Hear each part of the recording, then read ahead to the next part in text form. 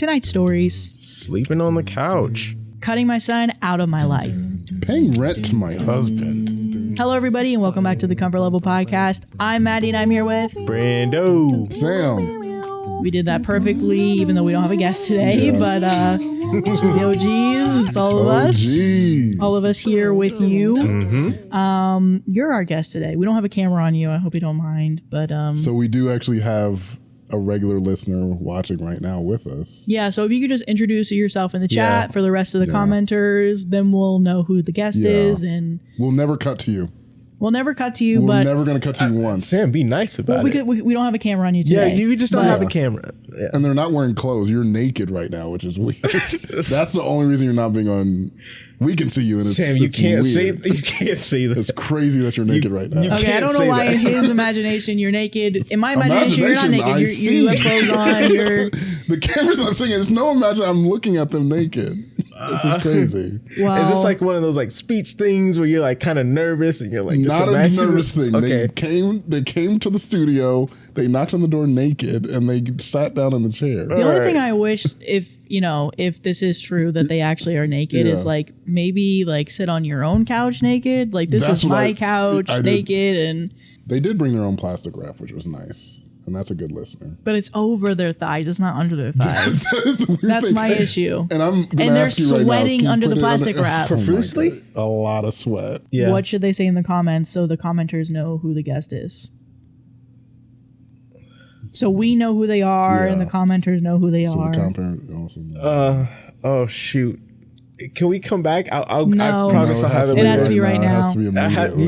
They have to say something. First thing you're thinking, go. It's first A weird fact you know about an animal. Oh, okay.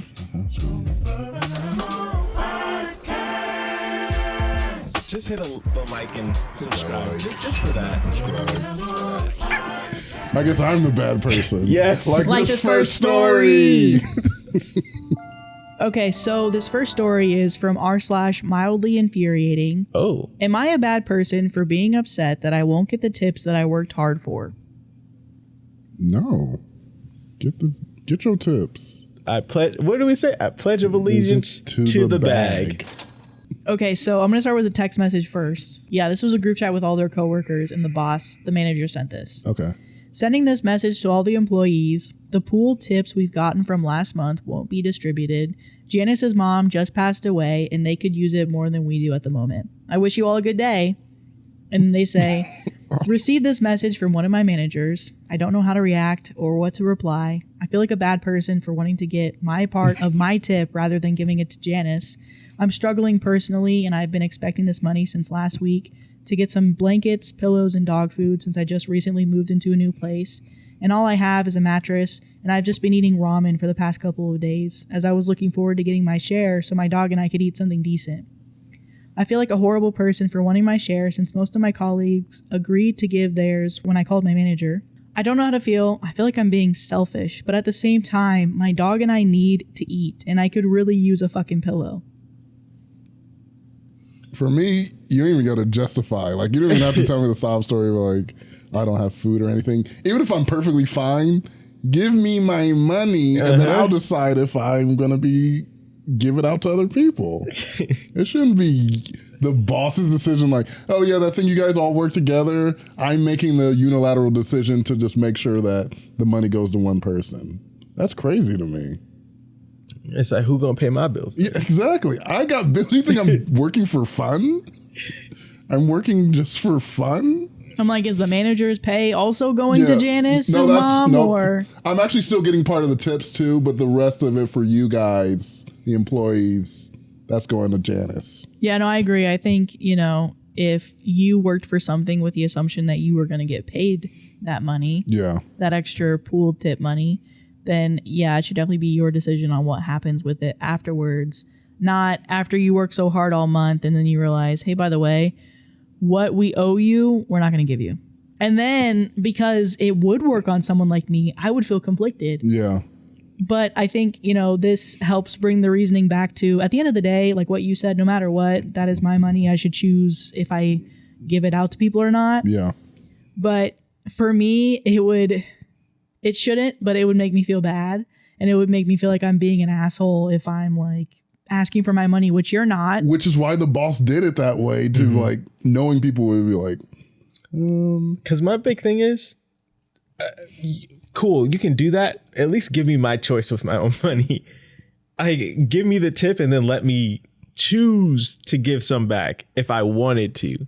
But don't just take it. But not publicly. Don't be like, hey guys, so Janice's mom is in the hospital and I wanted to see if you guys would be willing to give up your tip. Because then it's like, even then, that's still making me feel like I'm like, I mean, yeah, you can have like some of my tip, but I need most of it. Yeah. Like when otherwise, if you would ask me privately or if you were to just give me the money and be like, hey, by the way, we're, doing something if you guys want to pitch in for Janice. Like, I think that would have been a good way to do it.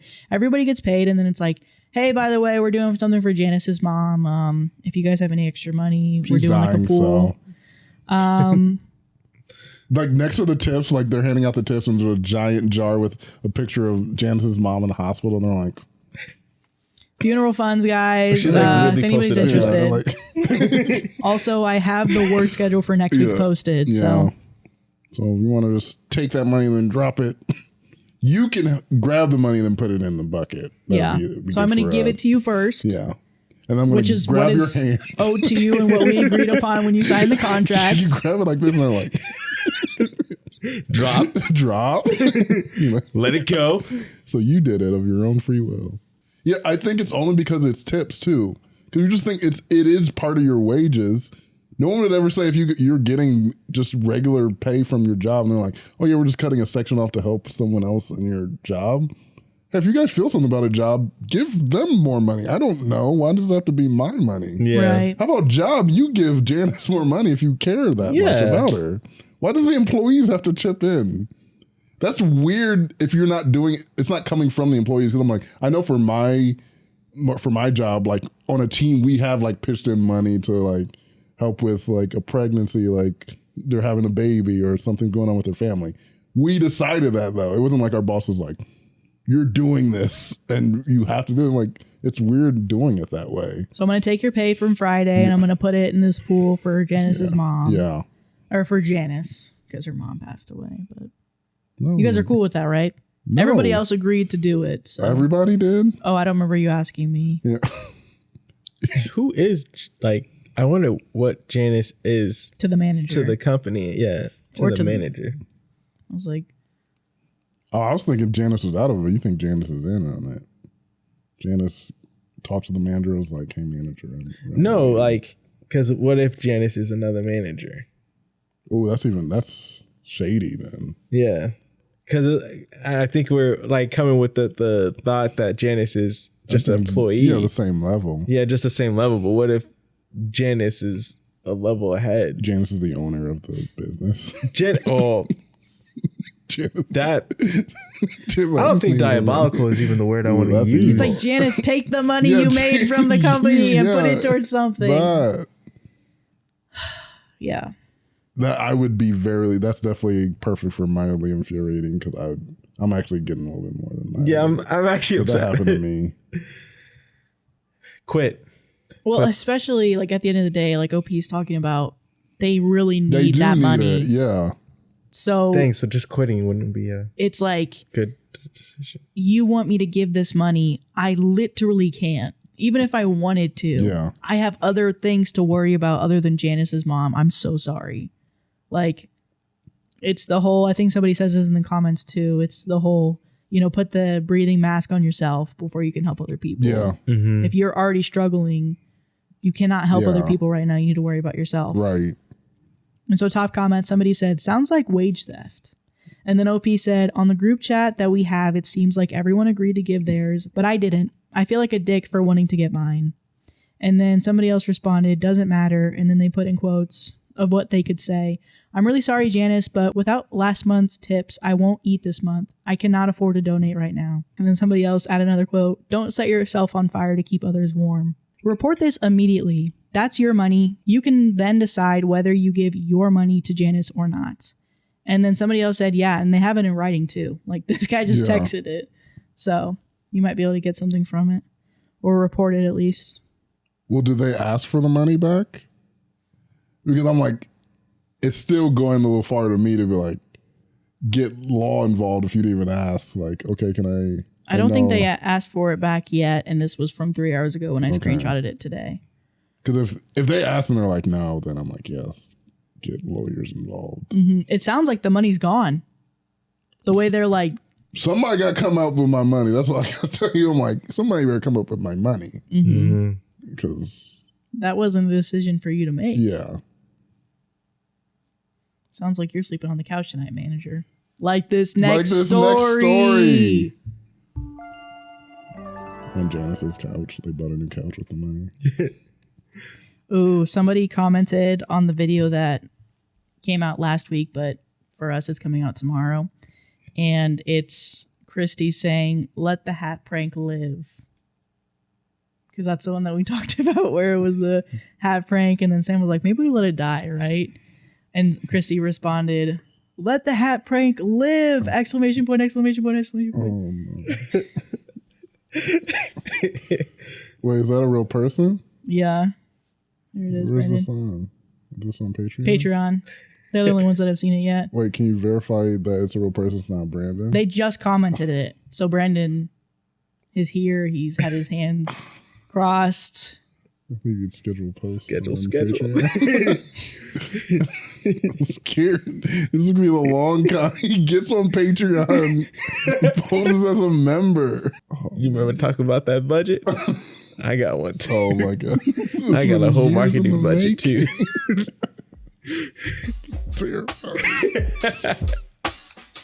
Have you ever had a primary care doctor with a literal 6-month wait just to get in for a visit? Or drove over an hour to see that one specialist in your insurance network? Well, I'm here to tell you that you don't have to settle anymore when it comes to finding the right doctor. With ZocDoc, you've got options. ZocDoc is a free app and website where you can search and compare high-quality in-network doctors and click to instantly book an appointment. We're talking about booking in-network appointments with more than 100,000 doctors across every specialty.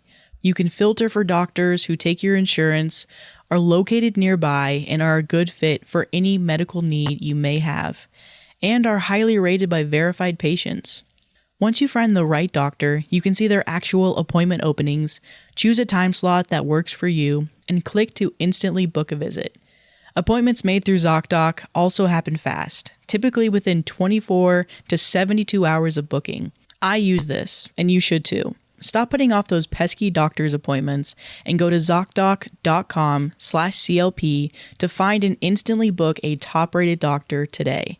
That's ZocDoc.com/CLP. ZocDoc.com/CLP. Thank you to our listeners for supporting this podcast, and thanks to ZocDoc for sponsoring this episode. Am I the asshole for booking my own Airbnb so I don't have to sleep on the couch for 6 nights? No. If you got the money. Yeah. My immediate and extended family have booked a vacation for later in the summer. My aunt who found this place knew the owner and they got a great deal. My aunt initially said there are 6 bedrooms. 1 for her and her husband, my uncle. 1 for my parents. 1 for my cousin and her husband. 1 for my other cousin and his wife. And 1 for their kids, who are both under 10. The last bedroom, you may wonder, is where my aunt made an innocent mistake in miscounting. There are only 5 bedrooms. They told me that my boyfriend and I will have to sleep on a pull-out couch. I told my parents I would rather not sleep on a couch, even if it does pull out.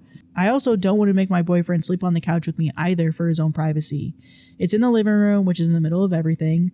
I would rather not be woken up to people starting their day, and I would rather not have to change in the bathroom or even leave all my stuff in the living room as well. I just don't want to change in my parents' room either, because I know I would probably rush so they could have their privacy. I don't want to put my luggage in anyone else's room and fill their room with my clutter. Same goes for my boyfriend. I don't want to make him do all that either. My family has never had this big of a vacation all together in such a long time. I would love to be involved and whatnot, but I said I would rather not go if I can't have a room for myself, or I'll book my own place nearby and I will pay for my part for the main house everyone is in regardless. My mom refused both ideas, as I will ruin the vacation if I don't stay under the same roof. If I get my own place to stay, it will solely be to sleep. I plan to be with family at all times and events. I don't care about the price of only getting an Airbnb just to sleep. I want my privacy. I haven't mentioned it to my cousins or anyone yet. I'm still considering getting in my own place as close as possible, though. Am I the asshole? I don't think you're the asshole for the sentiment. Because I kind of see all sides of this. Like, we know, like, we've had podcast trips all together, and there is a different feeling of us all being in the same location that makes it feel closer. We're all doing things together that you're not going to get if you're at two separate locations, even if you're like staying at the place the whole time. But I agree with OP. I'm like, I don't want to sleep on the couch and like have my stuff in the center of everything and moving around, like not having my own dedicated space. Literally the main living area. Yeah. That sounds like a nightmare. So if I'm in that person, I'm like, I'm definitely probably am like, I need to find another place. I would try to get it as close as possible, but that's the problem. Like, how easy it is to find an Airbnb right next to another Airbnb. Yeah. That's very hard. Actually, the only time I've seen it was like I've stayed in a duplex and like both were Airbnb'd out. But I'm like, it's very hard to find that. It's probably, at best, you're probably going to find like a 5-minute drive away, which in vacation time, that's an eternity away. Yeah.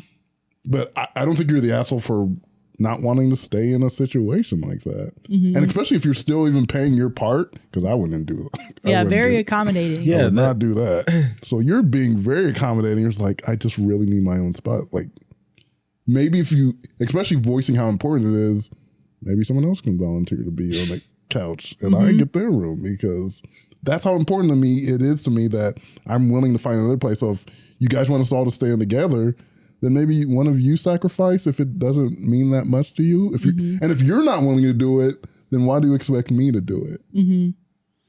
And okay, shouldn't the older people have the like immediate yes to a bedroom? Like the kids have their own bedroom, but you don't have your own bedroom. That's what I was thinking. Like the older people who are in a couple who maybe would want privacy. Also, why can't maybe the kids stay with the parents?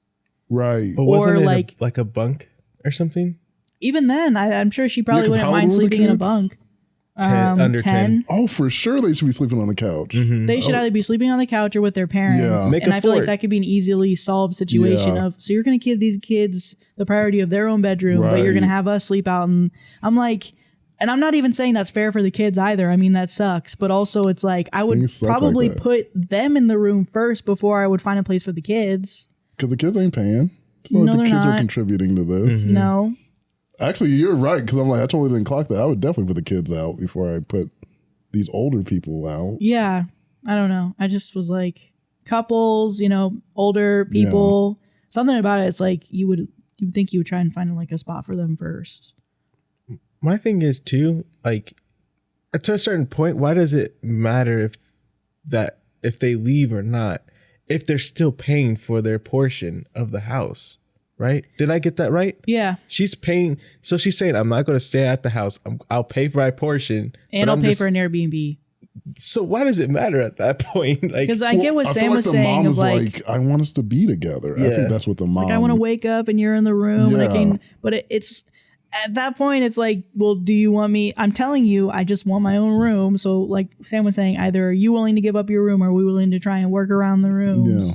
Because it's not only not fair for you to kind of, like, it's not fair for me to try and take up your space when I want my own space, but Right. also like I'm inviting my boyfriend. Now you're asking him to do all these things. Right. When the promise was 6 bedrooms. So now there's not 6 bedrooms anymore. I'm being very accommodating by even offering to still pay my share. I Right. understand how that might cause some strife because it's like last minute. But because I do understand the whole thing of like, when you're here, your family. When you hear your family. But no, when Vin you're here, Diesel's up in it there, makes a like- difference. Why does Vin Diesel have a room? No, I think that's Papa John's, right? When Oh, you're I was here, thinking- your I was thinking family. family. Papa John's. If it's not that far away, if you're coming early in the morning, if you're leaving late at night, you're You still can make trying it to work do for it. sure. Yeah. You can make it work. And I think them, somebody mentions in the comments, them already trying to use the guilt tripping of you're going to ruin the trip. I'm going to ruin the trip if I miss a few hours in the morning or Yeah. if I'm not, there at night to get some water and you're downstairs, like, I think it'll be fine.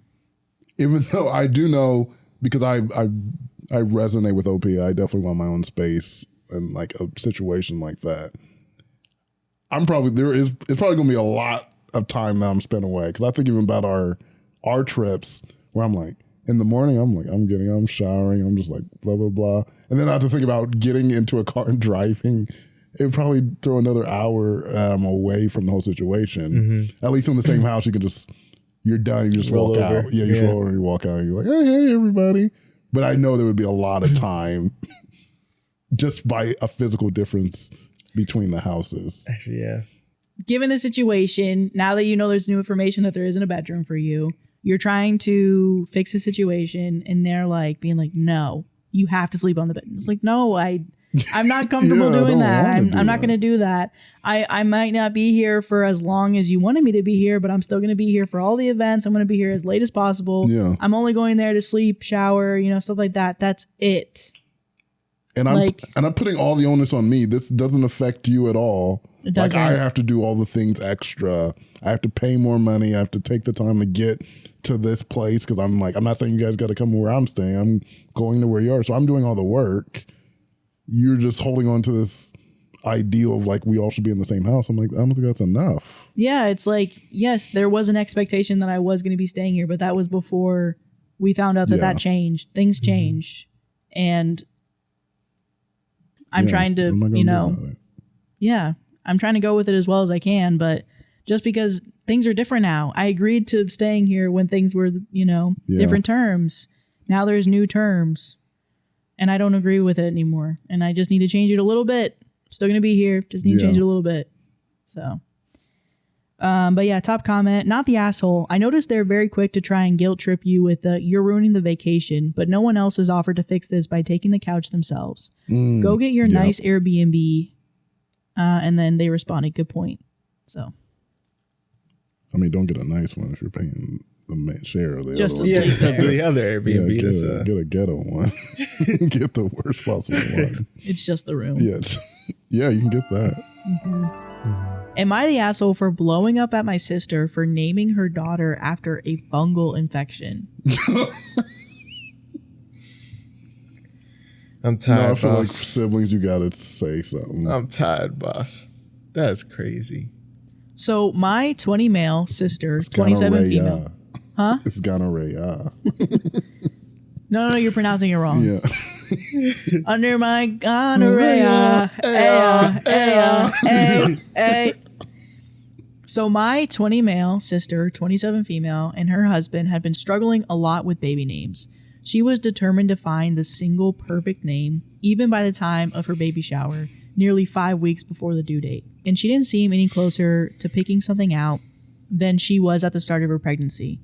Anyway, I knew she was struggling, so in addition to the $900 wooden crib on her list that I got for her, I gave her a list of obviously joke baby names. We have a really close relationship, and it was in line with both of our senses of humor.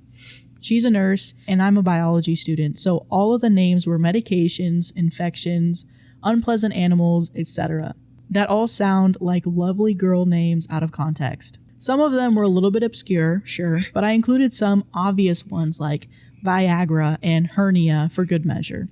2 weeks later, she told me that she and her husband had finally settled on a name.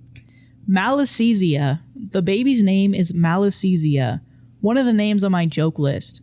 Outside of the immediate issues, nearly impossible to pronounce on first try, the ass smack dab in the middle of it, the first syllable being mal, meaning evil or bad. It's also the name of a very common fungal infection, one that my sister and I are both genetically predisposed to, one that we've both had multiple times throughout our lives. Her daughter will almost most certainly catch it at some point.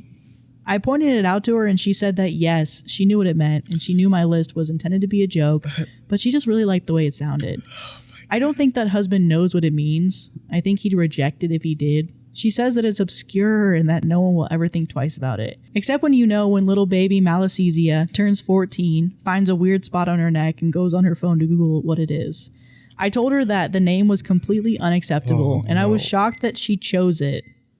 I even suggested some similar names like Mallory, Azalea, or Anastasia that would be more acceptable, but she wouldn't hear it. She said that since I'm not one of the parents, I have no business telling her what she can and cannot name her child, and that I'm stepping way out of line. I think it's pregnancy hormones, and I think she'd regret the decision very soon after her daughter is born. Am I the asshole? No. I think it depends on what, like, at what point you stop. Because I do think you need to say, this is crazy, this is a bad idea, this is a bad name. Especially given the extra history of, like, they're likely to contract this fungal infection. Mm-hmm. That's even another layer that I would, because I think it's an ugly name, and that's just me. But I'm like, that's personal, like, stuff, like, it's just a bad name. I think you're right to just say, this is a bad name, you're going to regret this. Think about your kid. Because people will just be naming their kids anything. They don't have to be with their kids in school when these kids are finding, because I promise you, she's not going to find out from her, like, getting it. She's going to find out from some kid who finds it, makes it up, and then makes a joke about it. Probably first grade, second grade. I promise you it's going to happen way earlier than that. And you just added something where it's already hard to be a child. You just added an extra thing for someone to have ammo against your kids for no reason. So I'm like, there's plenty of unique names that are not fungal infections. Do that. Facts, couldn't agree. Yeah. I feel like that needs an applause. You should stand up for that. Don't name your kids fungal infections. Oh. There's no reason to. It's easy. And I didn't think they had to make a rule for it. I guess we had to make one. So I also, when I read this story, I was like, okay, yeah, I'm going to respond. And then I read top comment. And so let me see if this changes your guys' mind. Top comment, dude, she's pranking you. Oh. Because he said she's known about it. She knows what it is. Yeah. She's like a nurse. She's 27. Yeah. And they have the same sense of humor. Oh. So it's like he said the prank and now she's like, yeah, no, I'm actually going to name her that. Even though she knows exactly what it is. And it isn't the prettiest name. Yeah. Oh. So maybe that's actually probably, yeah. She's That's pranking how you him prank back. somebody. That's how you prank somebody. OP sister, you're the GOAT. That's how you prank some. That's a real prank right there. OP sister, you're the GOAT. And I just want to say shout out to comments like that, because even if I'm a person who likes to tell a joke, sometimes if you joke with me back, it goes over my head. So I need people like this in my life to be like, guys, what's going on? It's like, she's pranking you. It's like, oh, she got me. Yeah. Yes, this is a joke. Okay, Yeah. that makes sense. Yeah, actually, that makes way more sense than anything. That makes way You're more like, sense. no way she's actually naming the baby. It's like, yeah, she probably isn't. Because I was going the whole tirade. I'm like, actually, the sister's evil. Like, this is actually evil behavior to treat your Mal. Mal. Beginning of the name is bad or bad. Yeah, it's very malo. But it makes way so much more sense that they would be a prank. It makes too much sense. But sometimes I just need people to spell it out for me. And I'm like, now I'm thinking about it like that. I'm like, I would do this. If someone said this to me, I would absolutely do it. Because you're like, oh, I'm just playing along with your joke. Yeah, I'm like, 100%. I'm just like, yes, ending. I picked one of the names and that's it. Because then it's like when she obviously has the baby and she was like, I didn't actually name her. Yeah. I didn't name her that. Here's her name. And it's surprise. Yeah. Surprise, prank. And then it's just a middle name. Yeah. Actually, no, I actually do think it's cute, though. Yeah. I actually do think it's really cute. Yeah. So it's pronounced Abigail, but it is spelled like that. Yeah. So, yes. It's just a little bit of a different pronunciation on the word. Abigail is such a... Do we have any Abigails? If you're an Abigail, if you're an Abby, are you listening to us right now? Yeah. Yes. Let us know in the comments. Shout out Abby's, man. Shout out Abby. I've known 2 Abbies in my life, but one that actually preferred to go by Abigail. She's an American doll, man. She's an American doll. Abigail is just... I've never met an Abigail or an Abby. So it's been 2 months since Helix sent me my new mattress topper, and it's been a game changer for me. My mattress is so old, I don't even want to mention its age, but I've been sleeping a lot better with my luxury firm premium mattress topper. It's giving me tons of support, and it feels like it's given my mattress a new lease on life. And if I have to get up at night to let Husker out, you know, older dog, little bladder, then I'm falling right back asleep. As long as I didn't turn any lights on. Helix offers a range of specialized 3-inch toppers to meet your unique sleep preference, like Ergo Align for spinal alignment and lower back support, classic memory foam options and luxury firm or plush, and even dual comfort for couples that each have different sleep needs. Helix offers a 100-night sleep trial, so you can sleep on your new topper in your own home and make sure you and your partner are both getting amazing sleep. Helix topper comes in all sizes from twin to California king. Helix also has a full lineup of premium, personalized mattresses to meet every unique sleep need. Go to helixsleep.com/CLP for the Memorial Day sale going on now through June 1st, 2025, and get 27% off site-wide. That's helixsleep.com/CLP for 27% off site-wide, plus a free bedding bundle. That's a sheet set and a mattress protector with any Luxe or Elite mattress order. And that's exclusive for listeners of Comfort Level Podcast. helixsleep.com/CLP. Thanks to our listeners for supporting this podcast, and thanks to Helix for sponsoring this episode. I've been an Abigail and an Abby in elementary school, and I had beef with her, and I think it was one-sided beef. From your end? Yes. What? She was like the popular girl, so I was like, I for some reason thought she even thought I existed, and I had a problem with me, and I don't think she did. I think she knew who I was because it was like a class of 25 people, and you move up with them each year. You might split to a different class, but there was only 2. So, you know, we knew of each other, probably. Y'all see each other at recess. This seems like a very present thing with you right now. I feel like there's like certain things that you remember as kids where I'm like, that was just like somebody like I was like weirdly obsessed with. I was like 100%. I know exactly what you're talking about. And I'm just like, you know. They didn't think about me once. They don't know who I am. And I'm like, I'm trying to think of the person I thought about. Actually, I don't think I thought of any guys like that. I did. I'm trying to think of guys I would think about like that. But you had a girl who were like... Yeah. Yeah. She was like number 1 in our class. And I was like number 10. And so I was like... I think that was the only reason why I remember her is because her initials were AA. And so she was always in the front of the line. And so my initials were MS. My initials are MS. You weren't even close. So I'm at the end. But yeah, I'm like, I always see her. She's always at the front of the line, everybody. Maybe we start from backwards today. Maybe she sees what it's like at the end of the line. Well, I feel like I would have more because I do remember someone in elementary school. I'm Adams. Always number one. I'm like. Alphabetical order as we go to lunch, guys. I guess that's me. Freaking Abbott. An Abbott. I've never been angry. I'm second in line. Oh my God. It sucks. But Smith, you're never. I never had a chance. Smith, you were never going to be. And I'm like perfectly in the middle, just like, why is everybody beefing? I'm like, I'm number 1. It's fine. That's what it is. Well, you don't have a problem with it because you're G. You're like in the front where you're like, I'm in the party, but because there's not really a lot of like G last names. Like it'll be like A, B, C, and then it'll be like L. It feels like. Yeah. And then it's like, and then there's like 17 S's. There's so many S's. S's run deep. Y'all could S's, R's, T's. If there's an S gang, you beat every other gang in the except alphabet. for J's. J's like Johnson, Jackson. J's are coming.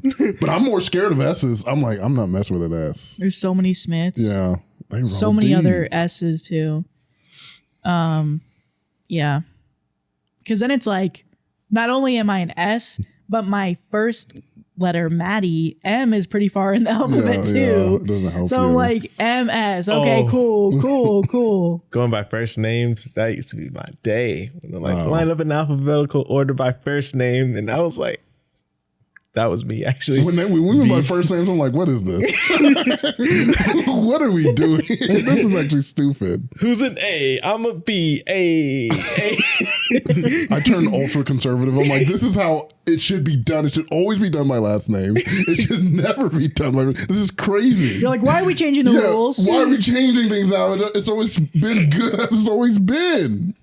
Because you were always benefited by it. Yeah, I'm like, why are we letting everybody have an equal opportunity? yeah, this is crazy. What's going on? Yeah, I think that's how I felt whenever we did switch, because then I would be like a G, like I'm like close to the top. Yeah.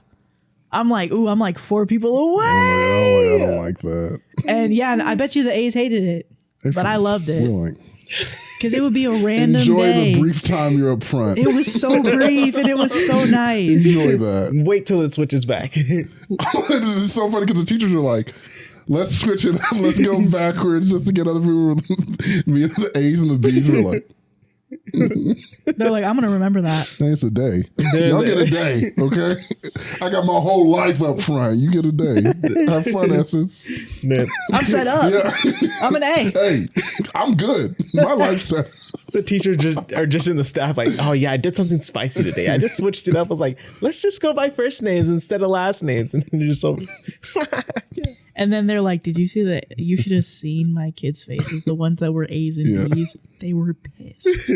We're like throwing rocks at the T's and the S's. What you mean I'm last in the lunch line? The T's and the S's were so excited. Yeah, they're so I think I'm going to do that more often. Yeah. And then the A's and B's are like, it's been the third time this week where we're switching around. Because opposite day is one day. It's only one day. Y'all just turn into thugs. Okay, do it one more time. Yeah, I wish you would. I wish you would, Miss Johnson. Yeah. You're not even. You don't even have a stake in the game. You're in the middle of the alphabet. Johnson's crazy. I know you feel better, Miss Johnson. Let's do an inside out where the M's go first. And then we go to the S's and then to the. No, Miss Johnson.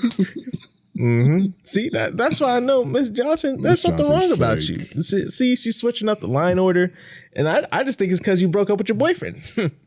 If we're gonna be honest about it. Yeah, Arthur. His name is Mr. Arthur. This is her get back at Mr. Arthur. Mr. Arthur hasn't come by for your little lunchtime in about 3 weeks. Oh my God. Petty Brandon just like, you know what? I'm going to have beef with Miss Johnson.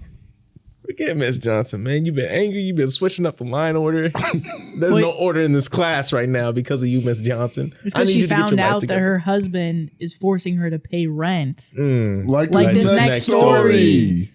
I thought you were transitioning like 30 seconds ago. I felt it. That's why I looked at the board. I was like, oh, which one is it? And I looked and I was like, oh, it's not. It was one of those ones where I was going to, and then I completely forgot the sentence. Okay. And I was just like...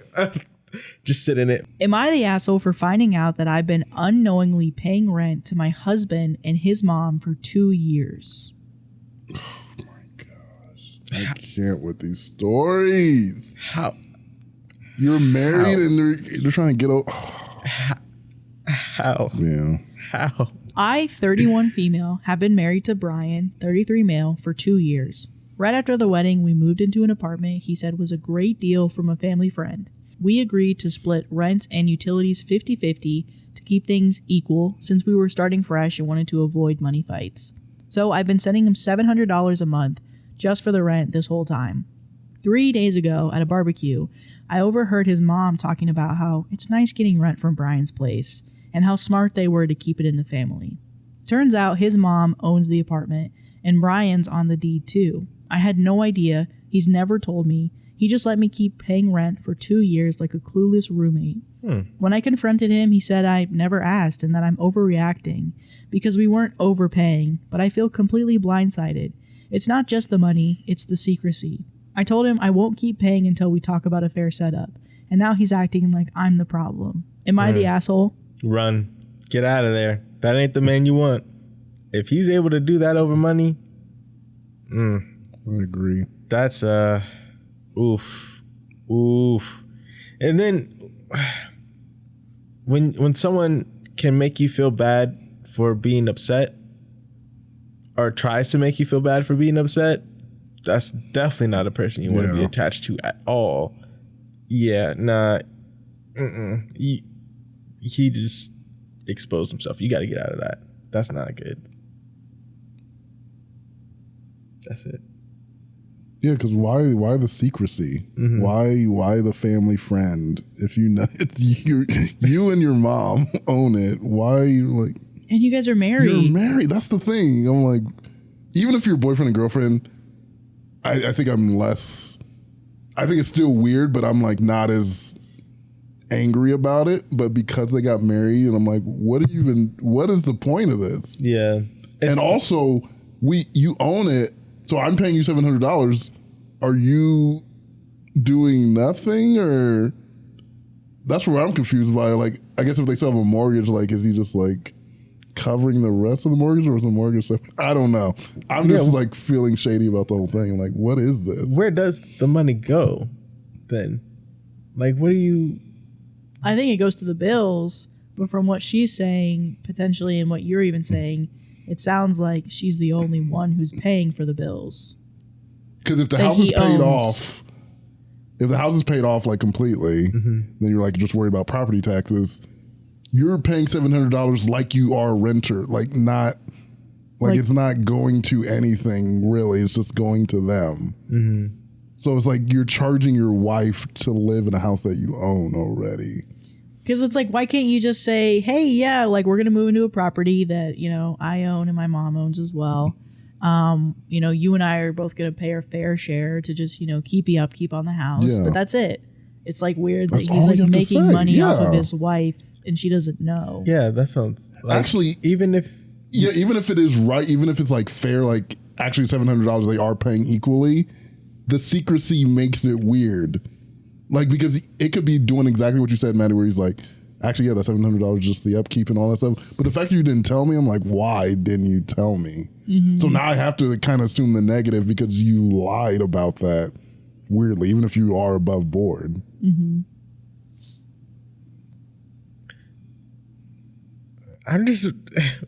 I'm still confused about this money. Like, where, if he's technically getting, like, even if it doesn't go to bills, like how where does it go after he pays? Yeah, how do you account? Because if you guys are married, should it, where's it going after it's paid? Because that's a lot of money. The fair way to look at it, like from his side, is like they still do have a mortgage. The mortgage is $1,400.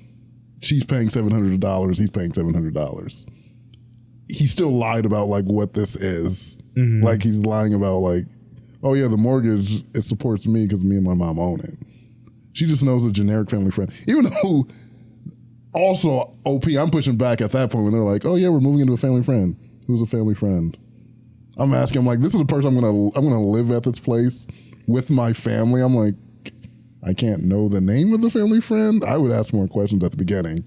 But also I'm like, that's the whole thing's shady. Well, I think the thing is, it's one of those things that's kind of dangerous because if the husband's saying it's a family friend, realistically, would you want to question that? Like, I would want to know the name of the family. We're married. I can't, like, it's just like it would come up a conversation. I'm like, so who owns this? True. I feel like that would come up. And so you being weird and like, oh, it's just a family friend that unidentified. That's weird to me. Yeah. Top comment. It's not even that you didn't ask. He said it was a family friend. It wasn't. It was him. And then somebody else said, I bet she's the only one paying the rent. And then OP responded, yeah, he's never shown me his half of the rent going anywhere. Starting to think I was the only one paying anything. And then someone else said, if they weren't knowingly in the wrong, they wouldn't have kept it a secret, making you this patsy in their little game.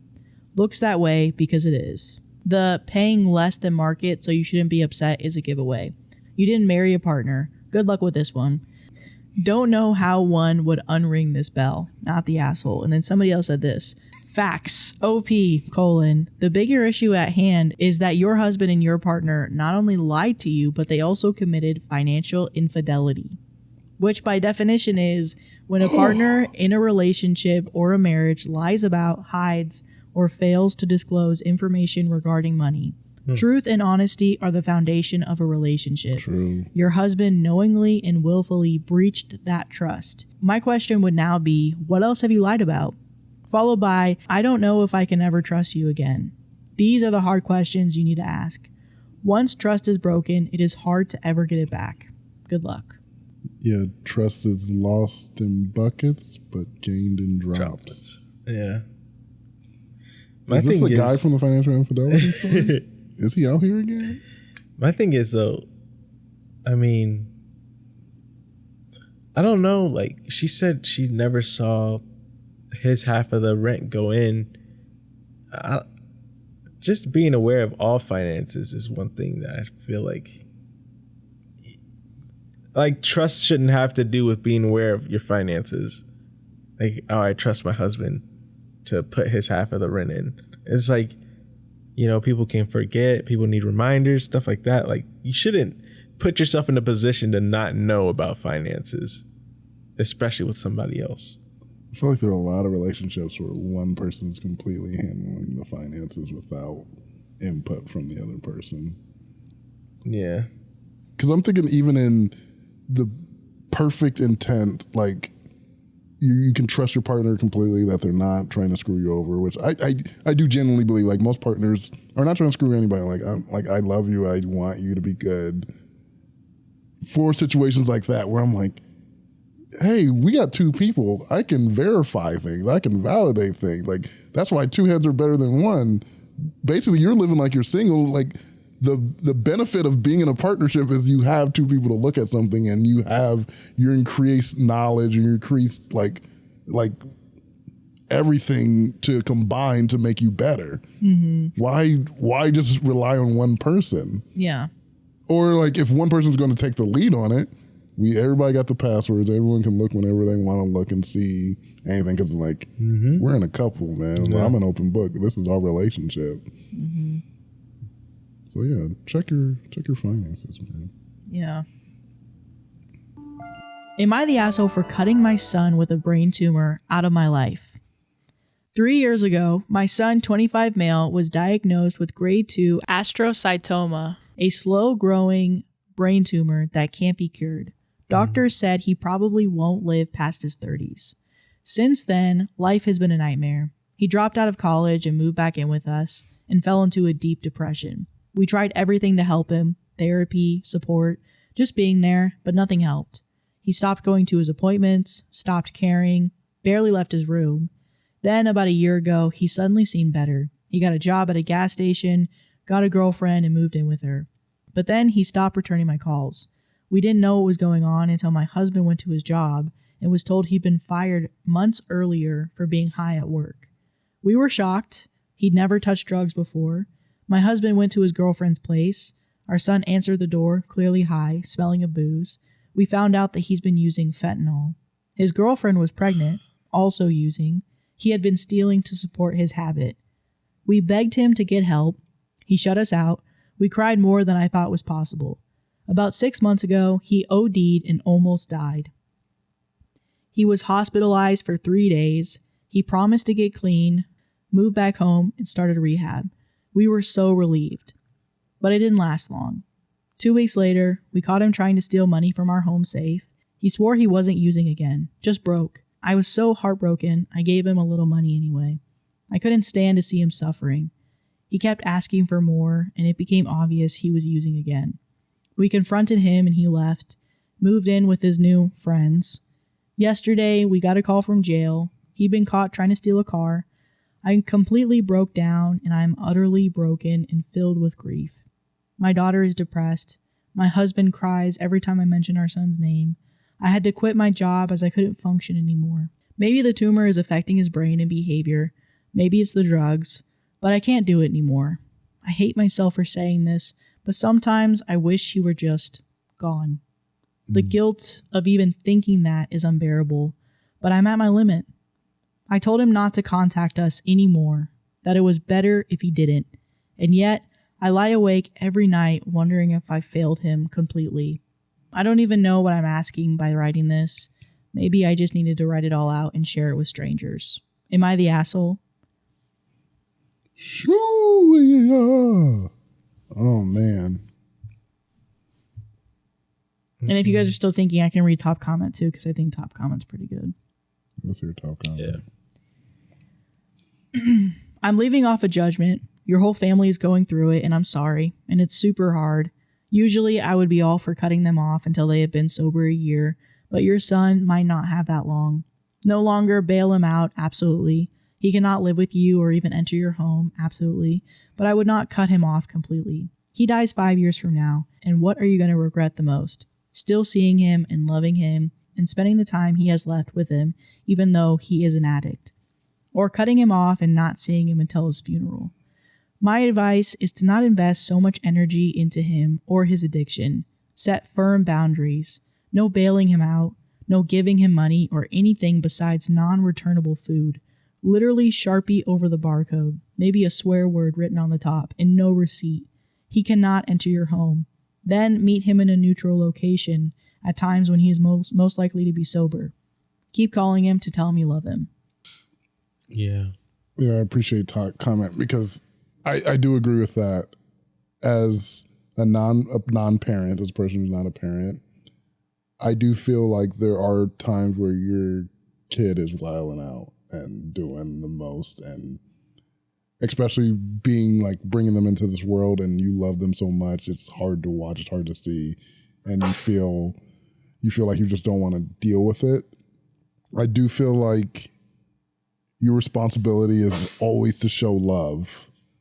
And showing love doesn't mean, like the top comment saying, it doesn't mean enabling them. It doesn't mean doing everything they need or like helping them in instances where they've actively wronged with you. It's just like, no, I love you. I'm always going to be here for you. I'm going to make sure you're at least fed and that you're getting through life as well as we can. But that's it. Mm-hmm. Because you have broken parts in our relationship by doing the things you're doing. And loving someone in your family doesn't mean that you just allow them, you don't enable them to just do whatever they want to do. Doesn't mean you don't love them. It's like, no, you're actively harming yourself. You're doing things against us. I still love you, so I'm never going to throw you away, but I'm not helping you with all that. So I like top comments saying like, play some boundaries, but know at the end of the day, if you ever do feel like getting clean, because a lot of people, it takes many times to get clean. There'll be several relapses and it takes several times. I'm like, just know I'm going to be here through it all. Mm-hmm. I might not enable you, might not be able to stay with me because I can't trust you that way, but hey, I love you and I'm still there for you. Yeah. Mm-hmm. Yeah, I think it's just a really sad story all the way around because life can change so quickly. Yeah. And I think also not completely connected to this, but seeing, a parent struggle with a child dealing with addiction, it's interesting to kind of be like on a different side of that where, the addiction that I saw that I was, seeing this parent deal with was never this bad, mm-hmm. but it was to the point where sometimes I would be encouraging the parent to be like, hey, take a step back from this person. Yeah. You need to take it, this person is hurting you because you care so much about this person. Take a step back from this person. And they could never do it. They're like, I cannot do that. Yeah. This is my child. And so totally seeing that and understanding that's just how it is. It's really, you can't detach. That's right. Your baby. And you're seeing your baby struggle, and it's just I totally agree with top comment of setting boundaries. I think that's the best thing to do, because I think for a lot of parents, in the ones that I know that were affected by that, if they were to completely cut off contact with their child who is dealing with addiction, they would regret it if something were to happen and they were like, I didn't have those moments with you that I had, because I think that this is the thing that struggles with addiction, and some people choose to continue to be involved with it, or they just say, no, I do need to take a step back. That I think, what struggles with parents is there are good moments in the bad. Yeah. Mm-hmm. So sometimes it's not like they're completely taken away from you. You're reminded of who your child is and who your child was. Yeah. And then there are other times that you see them and you're like, oh, this is not the person I want to be around. So, yeah, I think that would probably be the best thing, is to set boundaries. Yeah. You don't come to my house anymore. I can't give you anything unless it's food. And even then, it's like food that you need to eat. And that's the way that I can see you without having to completely evict you from my life. Because I don't think, the parent that was close to me that did that, I don't think they could do that and live with themselves if something happened. And I think that's close to what OP's dealing with too. And it just sucks. The situation is horrible. It's a very bad situation. Yeah. And then, oh man, just seeing like how like the fentanyl highs look pretty much. I can only imagine how heartbreaking it is for the family to see all that. Especially because I think I saw on TikTok, well, it was just like anecdotal, but they're like, yeah, once you get on fentanyl, you're basically already dead. You're just on the path to death. And it's so addictive to the point. It's so addictive, so deadly that it's pretty much a done data. And then the only thing you can really do is just have it's something else. It's like some sort of shot or something to like kind of neutralize it. But yeah, I don't know. I think Top Comment had it spot on. Now, how realistic is it to do all that? I mean, to each their own. But yeah, it's sad. And that's the part where I'm like, being a non-parent, that's where I think it was hard for me to get to that point, because I'll never know what it feels like to, well, I don't know if I'll never, but right now I don't feel like I know what it's like to have a responsibility for someone so deeply, like it's intertwined with your identity. Because a lot of people, like, I'm a mother, I'm a father, it's like a part of their identity. I brought these people into the world, and when that person's not doing good or hurting themselves, hurting others, like it hurts you like deep down personally. So it's hard to be like, oh, you have to set boundaries. Yeah. Like, it's easy for us to say because we're like, I don't necessarily know that feeling and I don't know what it's like. I know it's way more difficult to be like, yeah, set some boundaries and just do this without them looking their kid in the eye and doing that. Like, hey, I can't do that for you. And your kid's like actively crying or just screaming into your face and you're just like, you're holding strong. I know that's difficult. I know that's tough. That's why it's just an unfair situation. Yeah. That's the thing. You'll just do anything for that feeling. Yeah. Because there's a girl I follow on Instagram. She does a podcast with she was a recovering drug addict, and she gets, I think sometimes they're famous people, but I don't know. It just seems like random. I only see the clips. But a guy was like in like a dark room kind of. It's like a light room. It's her and another guy. She does this podcast, and they have this guy on. He was like, oh yeah, the first time I got high, I got high with my friends 8th grade. It was weed. And I just remember getting high and then us play fighting. And it was the funnest I've ever had in my life. And I spent my whole life chasing that feeling, never getting to it again, but just praying every time. It's like that drug makes you want to have that feeling. And I'm like, that's what you're paying. You're like, especially when life is just being life. And you're like, I know I can do this thing to feel something. That's what most people get addicted to. Yeah. At least with weed, I know that's 100% because it doesn't have the chemical dependency that other drugs have. Mm-hmm. But you're addicted to the feeling of people with anxiety, people who are depressed. They're addicted to that feeling of I don't feel that anymore. So when people are like, I smoke weed every single day to get through the day, I'm like, you might not be chemically, but you are addicted to it. Yeah.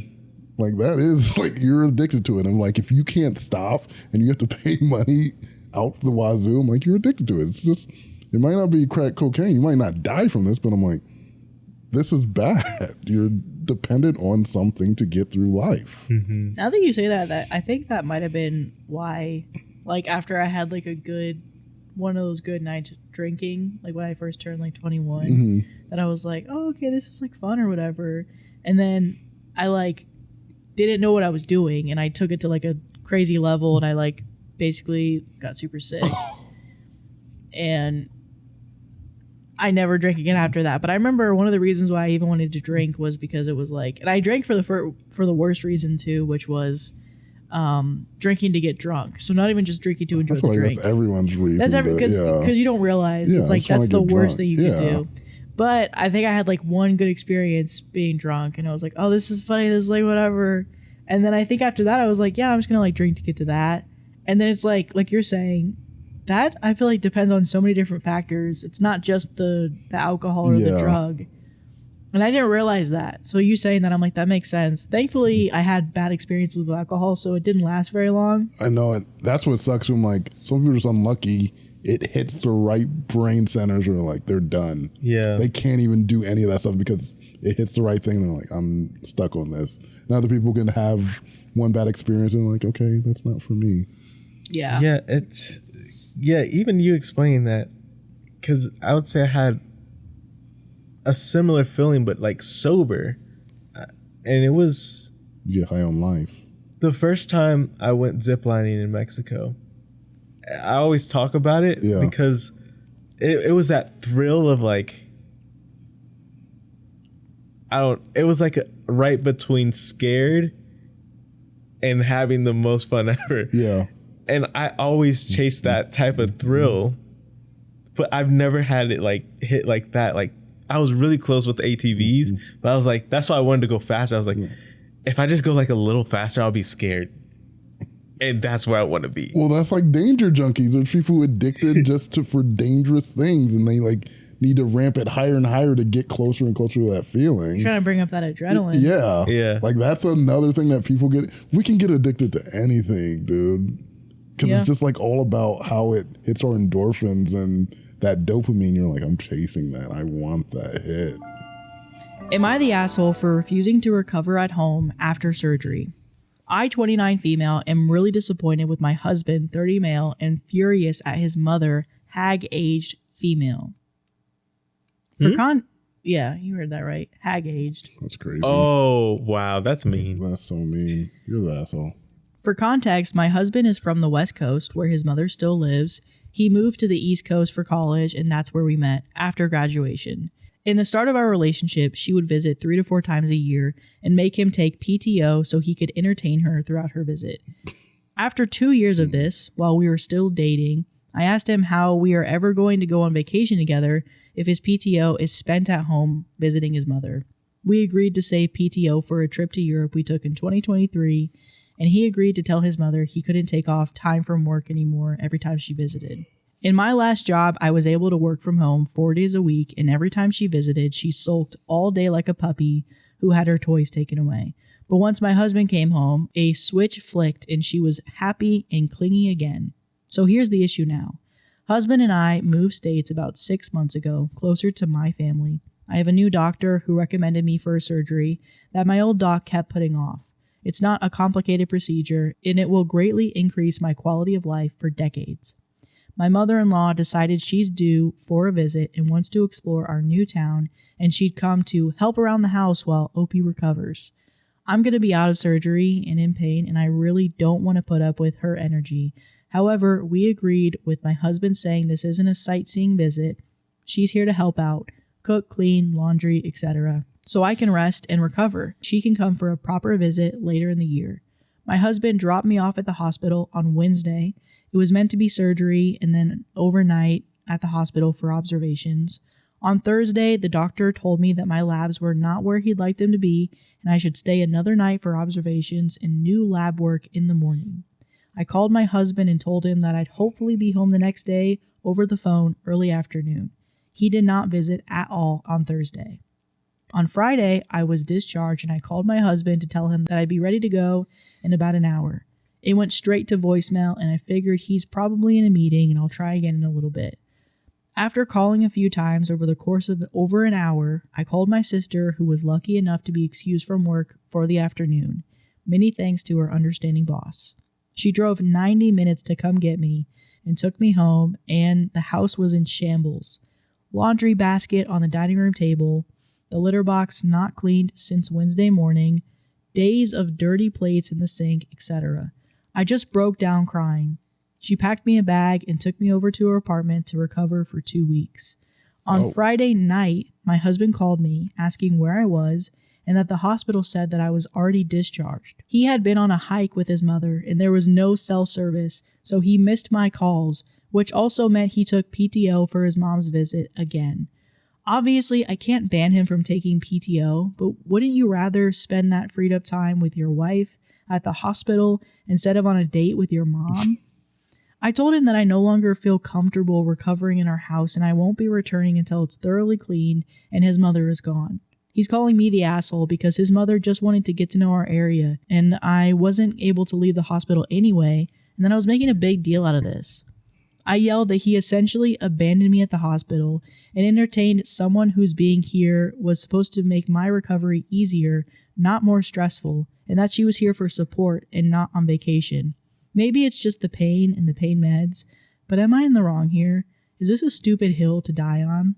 There's a part of me telling me to see a divorce lawyer just to see what my options are because I'm not sure things will ever change. I know this is going to sound incredibly selfish, but I want kids, but I now don't see myself having any with my husband in the foreseeable future. And if this isn't going to work out, I don't want to spend the next 5 years wasting time and money on therapy and missing a chance to find someone I could actually start a family with. Someone who can be a committed father and a husband before he's a son. Many thanks to anyone who reads this. And then there's an edit. Am I the asshole? I feel like mentally she's already done with the relationship.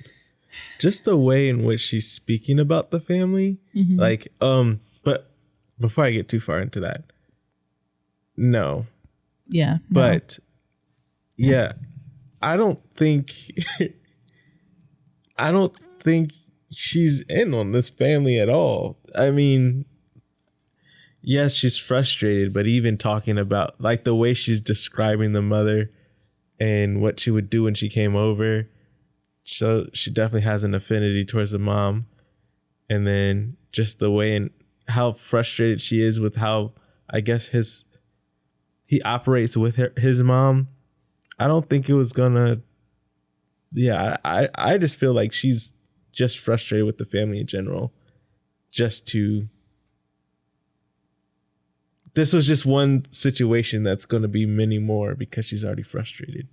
I feel like she might have been frustrated with the family, but this was kind of the final straw. Yeah. I think, there was many times where she was like, being like, hey, maybe don't spend as much time with your mom or take PTO so we can take PTO. Yeah. And that isn't necessarily a bad thing. And I don't think she was necessarily giving up on the family. I think even her saying like the mother-in-law is like sulking around the house.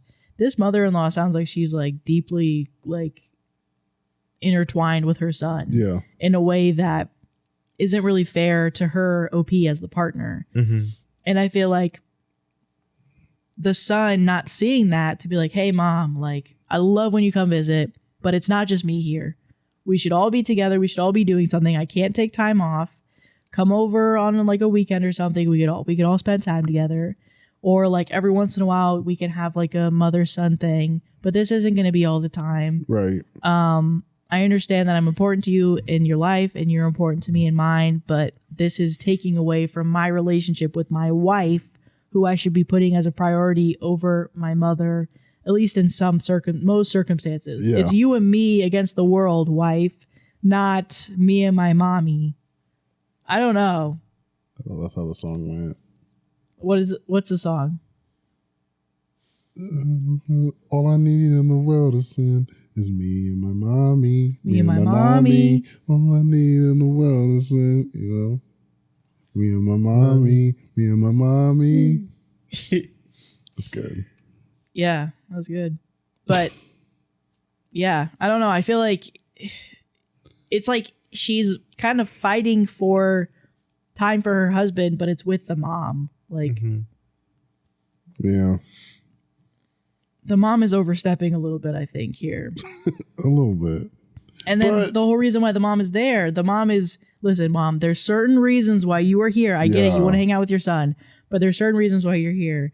And the fact that the son is not worried about his wife to be like, oh, you're in the hospital another day. Let me come visit you. That was bad thing. And then it's like, oh, I am by the phone waiting for you to be released. I know you're coming down sometime on Friday. Friday night, he calls. He's like, hey, so I checked the hospital. You got discharged? Yeah, if you would have had your phone on, you would have known that. Like, you don't care that I'm in the hospital for a minor surgery, but I'm still in the hospital for a surgery. Well, something that'll improve her life for decades. Yes. So BBL for sure. BBL. So you come visit me after my BBL surgery. And with the BBL surgery, which obviously this is a joke, but if it was a BBL surgery, you like can't leave the bed, You can't. right? Yeah. She really needs your help, sir. So, That's because to me, it's just like a lot of the stories we've had where, to me, the mom's going to mom. Like, I feel like she's going to be who she is. It's the responsibility of the husband, who apparently did set the boundaries, but then completely fell away from them. And that's he folded. That's the weirdest day too, because it's not like he was before where OP was like, okay, can you stop taking these days because we need the vacation we need your days for vacation. Like, we need this all set up.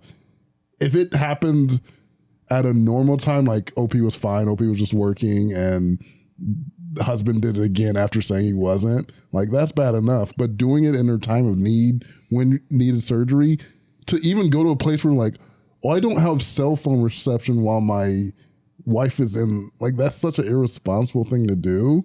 So I'm like, I don't think you like have priorities. And it does suck. Maybe if he is fine all the time, but then when his mom comes around, he's like, you just become second-class citizen.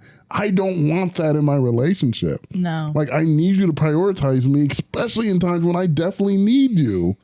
So you got to evaluate this. I'm like, hey, you have some kind of relation, because I know there's people who have these close relationships with their parents. And I think some people could look outside of it, like, who don't have such close like relationships with their parents, are like, this is like weird how. I think there are some benefits to having really close relationship to your parents. But I'm sitting my husband down, I'm like, hey, I love that you love your mom. I don't love your mom so much, but I love that you love your mom. This is really good. Like, that shows like family's important to you, but we're trying to build a family, and I want you to show that same kind of devotion, that same kind of care towards me, because we're going to be raising a family together, and like, that's what I want our kids to have, and I want to have that in my marriage. And then whatever he says to that, like, if he's like, no, my mom's it, then I agree with you, OP. You need to find someone who shares that same ideals as you want in a family, because this ain't gonna work. Yeah, it's not gonna be my mom. Your mom's not gonna be over me. That's why I was kind of coming at the angle, like in the beginning, where I was like, I feel like she's just kind of done, because it seems like it's more of a family dynamic than it is just like a happenstance of his mom just coming in, and then he just does that. I feel like it's one of those. He is a mama's boy, and it is drop the world, everything's for mom. That's a family dynamic. Like, that's just something I feel like that's so ingrained in him. It's not going to be a conversation of boundaries. And then the fact that she's like saying like, I don't even know if I see a family, like raising a family, especially if he can't like prioritize, which he doesn't, because he went on a hike, being irresponsible. That's the craziest of all the thing to do, go on a hike. That's weird. That's a family dynamic thing. That's something that he's probably grown up with, just being the mama's boy or something like that. Just, you can't necessarily get that. Like, no amount of boundary setting is going to help that. But then it also not necessarily boundary setting, but if you realize like people grow up in these codependent relationships, but if I know that this way that I am is actively impeding a relationship with someone I love, if you tell me that, then it's up to me to be like, well, I'm going to do the work to try to change that, or I'm going to say, no, I like this.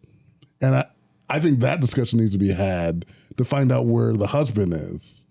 Because if you tell the husband, like, it is hurting our relationship, this is not a little like, I'm kind of annoyed at your mom, kind of like she's weird. Like, this is like actively, this was a bad thing you did right now, and I need you to know that. Yeah. And you could fall back like, well, it was just me and my mom the whole time. I'm like, that's understandable. You can grow up in this. But now you know this way you are is actually impeding a relationship. What are you going to do? That's what I want to know, husband. What are you going to do about that? Yeah. And I wonder how much of an extent did she say that in their first talk when she was like, we need PTO time for vacation. So none of that, because it's not going to help us. Because then him making that decision to use that PTO to go on the hike while she's active. The hike doesn't make sense to me. The potentially using the PTO, if the conversation was just completely about like, don't use your PTO to try to save it, I still think it's shitty to use the PTO for anything after we had the discussion. But he might not know fully the extent. Like, he might not know the why behind it, because she's like saying a very logical reason, like, this is for vacation. It's like not also like an emotional thing of like, I feel like you prioritize her over me. Like, that probably wasn't said. But the hospital thing is a complete... Going on a hike while my wife is in the hospital is crazy. After I didn't see her all day yesterday. And I didn't call her. I didn't check on her because, that was Thursday. He didn't talk to her till Friday night. That is bad. That's a bad relationship. That's a bad partner. That partner does not care about you. They don't care about you. Also, like, even if mother-in-law like came over to do all this stuff around the house to help you out, you come home to the house and he hasn't done anything. It's like, even if mother-in-law hasn't done anything, even if she said she was going to help, it's like, okay, well, my wife is coming home. I need to clean this place up for her because I also need to freaking take care of her while she's going to be here for a few weeks. So even if mother-in-law doesn't do anything, it's like, am I taking care of the house that we both live in? Or is it always just her responsibility to take up after everything? Because now she needs to be taken care of after she's been taking care of me. It just sounds like he like got coddled from his mom. And then he happened to have a wife that, cared about him a lot. And her way of caring was coddling, taking care of him, which is normal. You want to take care of your partner. Yeah. But now it's like he doesn't reciprocate. He's like, I get taken care of. I'm the baby. I get taken care of. I hang out with my mom. I take time off work. She might clean the house for you, which is what you did. But I'm not cleaning the house. And going to visit you when I don't want to visit you? I don't think I'm going to do that. I don't really feel like I got work. Yeah. Spend time with my mommy. So I don't know. I can't make it. But I'll call you. I'll check up on you. I'll be like, oh my God, it's been like 24 hours. It's been like 48 hours. How are you doing, girl? Because I'm like, she's did I not go in to the hike and hospital? go camping? Like, why is it the next day that I'm calling my wife? I think He's what's like, also oh my God, I think breaking my brain is the fact that, like, there's some idiot people. Like, you just did a stupid string of decisions. But leaving your wife unattended for that long in a surgery is not a stupid decision. That's just...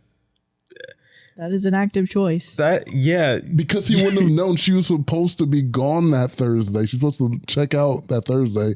The doctor had her stay another day. So he didn't even contact her on the day she was supposed to be leaving. Well, I'm assuming she was supposed to pick him up. I think he knew about that because she called him to say, hey, I'm staying another day. I thought he didn't pick up when she did that. He did pick up, but he didn't go see her physically. Oh, okay. So they did talk over the phone on Thursday, but he didn't go see her physically to be like, oh, you're staying another day. You're not getting picked up today. Okay, well, I'll come see you for a few hours. I'll come see you before you go to bed. Yeah. And I'll come see you tomorrow. Bring some Starburst. I love you. Something. Love of my life. And you got this BBL for us. And you're facing it alone. No, you got this BBL for yourself, and I love that because I personally, I love it. I think I'm gonna enjoy it. I know you didn't get it from me, but I think you did because you got. I love it.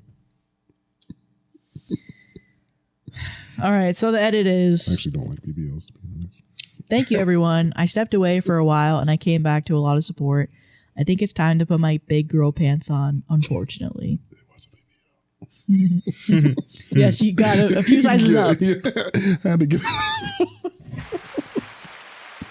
Good job, OP. You didn't even know the story, but you adding the BBL made the edit makes so much more sense. Because I was confused. I was like, is she going to get a divorce or what? It's like, no, she got a few sizes up.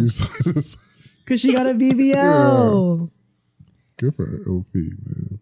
All right, so that's the stories for today. You got the Patreon episode, but that's the stories we got for today. Thanks. Thank you, guests. It was Thank really good you, having guests, for you. being on. And Yeah. again, Put some clothes on next They time. fell asleep. They're just laying naked, and I don't know how we're gonna get them. no, out they're of on the computer. They're commenting the comments. They're actively commenting. They've been reaching out through the comments. That's what I was Please trying to put say clothes on, earlier. though. Oh, That's how they said who they are. They've been That's commenting about it. each story in the Okay. comments. So And not putting on clothes. of course, Yeah. thank you for being on the episode. We really I appreciate just wish they had that. typed with their fingers. Or put clothes on.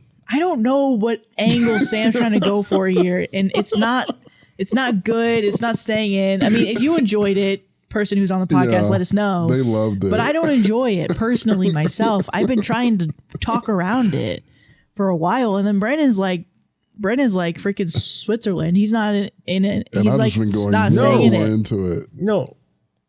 I will be actively in these comment sections looking for that random animal fact. See, he's not even focused on He it. completely divorced himself from what we were doing. Yeah. All right, so we'll see you guys later.